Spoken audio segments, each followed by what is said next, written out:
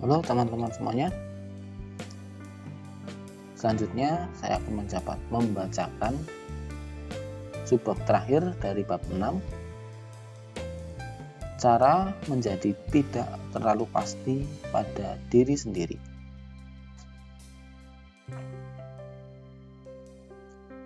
Menanyai diri sendiri dan meragukan pikiran dan keyakinan kita sendiri merupakan salah satu keahlian yang paling sulit untuk dikembangkan. Namun, ini bisa dilakukan. Berikut ini beberapa pertanyaan yang membantu Anda untuk mengembangkan sedikit kepastian dalam hidup Anda. Pertanyaan pertama. Bagaimana jika saya salah? Seorang teman saya baru saja bertunangan. Laki-laki yang meminangnya cukup meyakinkan. Dia tidak minum minuman keras, dia tidak memukulnya atau memperlakukannya dengan kasar. Dia ramah dan punya pekerjaan yang mapan. Namun, sejak bertunangan, abang teman saya itu tidak henti-hentinya menasihati. Abang teman saya itu tiada henti menasihatinya tentang ketidakdewasaan pilihan hidupnya. Memperingatkan dia bahwa dia akan melukai dirinya sendiri jika hidup bersama dengan pria ini. Bahwa dia akan membuat suatu kesalahan. Bahwa dia ceroboh. Dan setiap kali teman saya bertanya kepada abangnya, masalahmu apa sih? Emangnya kamu terganggu? Dia berlakak seakan-akan tidak ada masalah. Tidak ada hal yang mengganggunya soal pertunangan. Bahwa dia hanya berusaha menolong dan menjaga adik perempuannya. Namun, jelas ada sesuatu yang mengganggunya. Mungkin ini adalah bentuk ketidaknyamanannya sendiri tentang pernikahan. Mungkin ini hanya rivalitas antara saudara kandung semata. Mungkin ini adalah kecemburuan. Barangkali dia hanya tenggelam dalam perasaan menjadi korban. Bahwa dia tidak tahu bagaimana cara untuk menunjukkan kebahagiaan kepada orang lain tanpa pertama-tama membuat orang itu merasa hidupnya menderita. Terdapat aturan umum bahwa kita semua adalah pengamat yang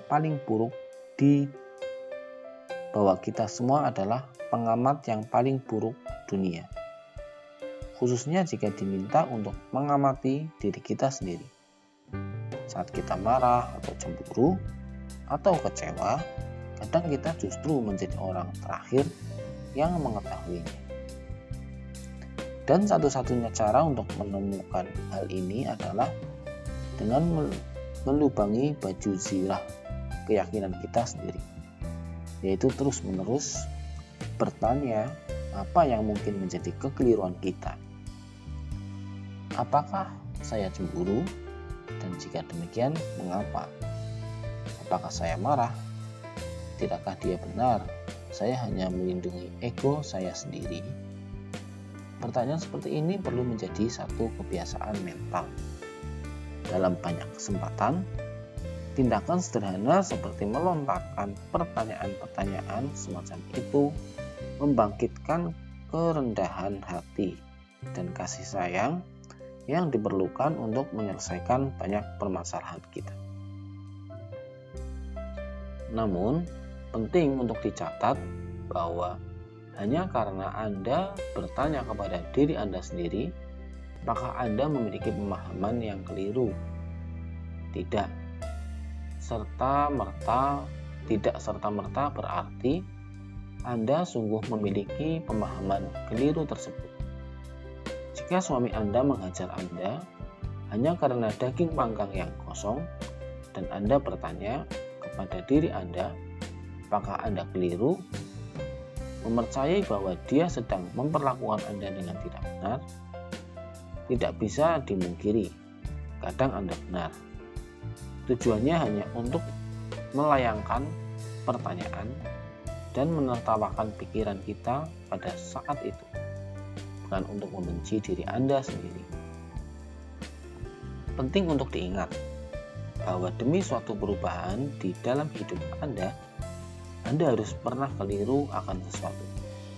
Jika Anda duduk di sana, merasa sedih hari demi hari, itu berarti Anda sudah keliru tentang sesuatu yang besar dalam hidup Anda.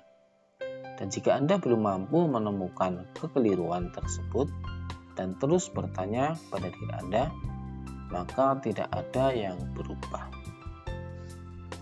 Pertanyaan kedua, apa artinya jika saya keliru? Banyak orang mampu bertanya pada diri mereka sendiri, apakah mereka keliru? Namun, hanya sedikit yang mampu melangkah lebih jauh dan mengetahui dengan benar apa artinya jika mereka keliru. Penyebabnya adalah rasa sakit yang ada di balik kekeliruan kita tersebut.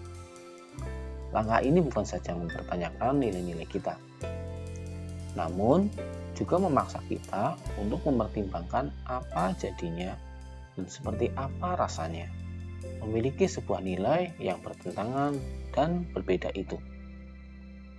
Aristoteles menulis, tanda dari seorang yang terpelajar ada pada kemampuannya untuk menertawakan suatu pemikiran tanpa harus menerimanya.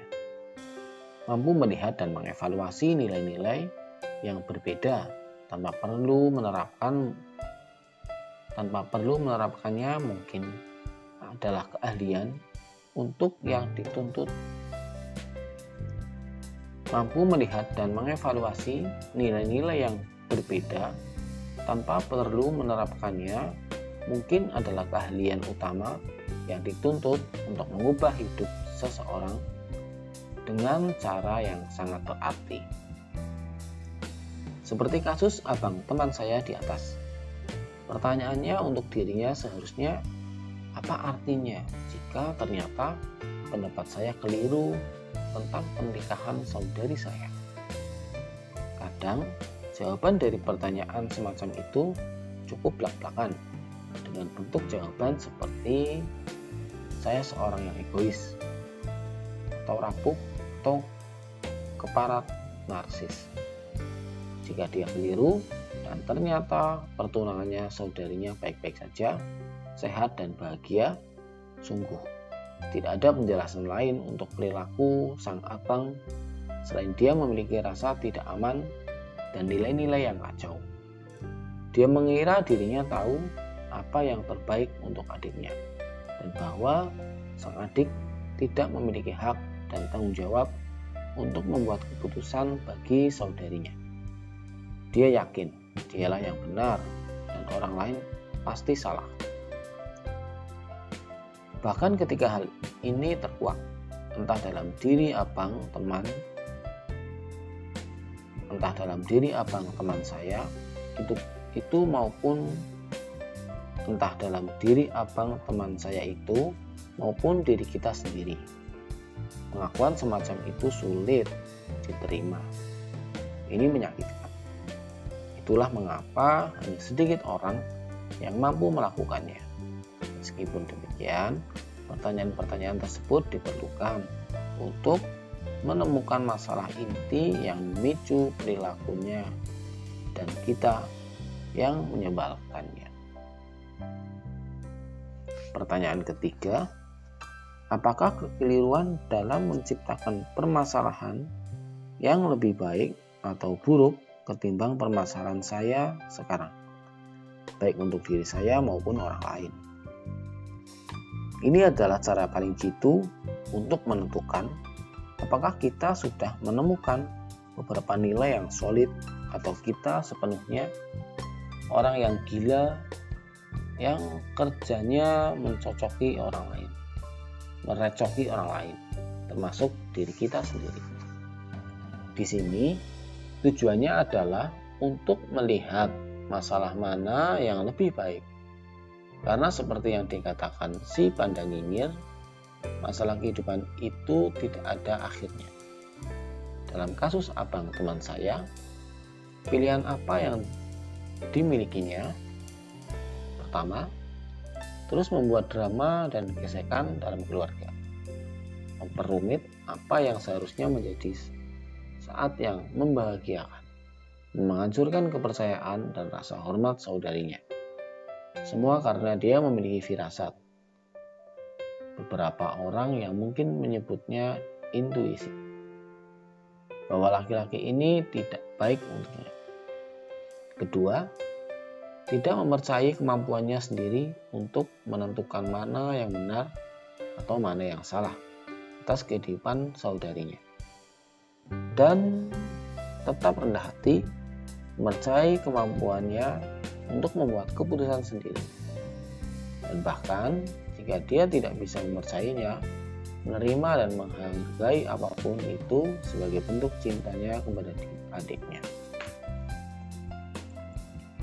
Sebagian besar orang memilih opsi A. Itu karena pilihan A adalah jalan setapak yang lebih mudah. Ini tidak memerlukan pemikiran yang rumit. Tidak perlu berpikir dua kali dan tidak ada penolakan keputusan yang mengganggu Anda. Pilihan A juga menciptakan kepedihan yang paling dalam bagi semua orang yang terlibat. Sementara pilihan B menjaga hubungan yang sehat dan bahagia yang dibangun di atas kepercayaan dan rasa hormat. Pilihan B atau kedua memaksa seorang untuk tetap rendah hati dan mengakui kelalaian.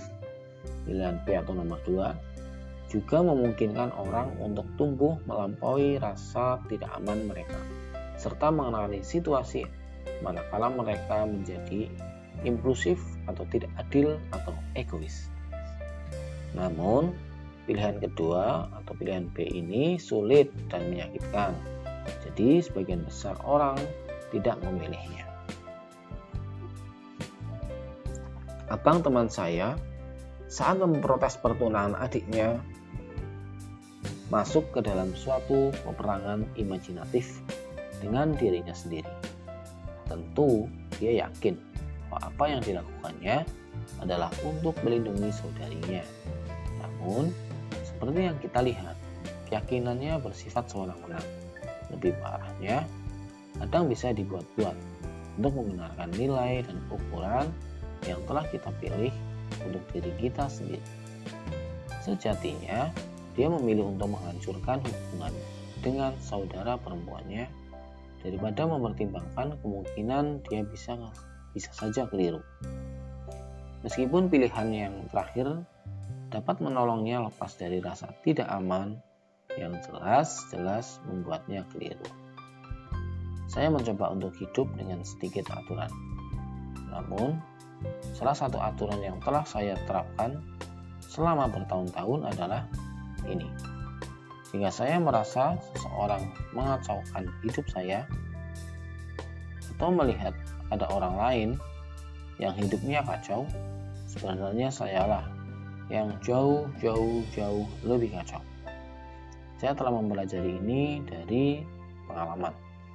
Saya menjadi seorang yang brengsek karena bertindak berdasarkan rasa tidak aman dan kepastian-kepastian yang ternyata keliru. Lebih banyak daripada yang bisa saya hitung. Ini tidak baik. Ini bukan berarti tidak ada hal-hal sudah barang pasti akan membuat hidup seseorang itu kacau. Bukan pula berarti bahwa ada kalanya Anda bisa jadi lebih benar timbang orang kebanyakan. Ini hanyalah sebuah kenyataan. Jika rasanya seakan-akan Anda sedang melawan dunia, kemungkinannya adalah bahwa Anda sedang melawan diri Anda sendiri. Demikian, sudah pembacaan bab ke-6. Selanjutnya kita akan menuju bab ke-7. Kegagalan adalah jalan untuk maju, yang tentunya akan saya bacakan di video berikutnya. Terima kasih bagi teman-teman yang sudah subscribe, like, komen, dan share. Terima kasih pula bagi teman-teman yang sudah merekomendasikan berbagai buku yang akan saya bacakan di audiobook di channel saya. Bagi yang belum subscribe, silahkan dukung dengan subscribe, atau komen juga boleh, share juga boleh. Selanjutnya kita akan menuju bab ke-7.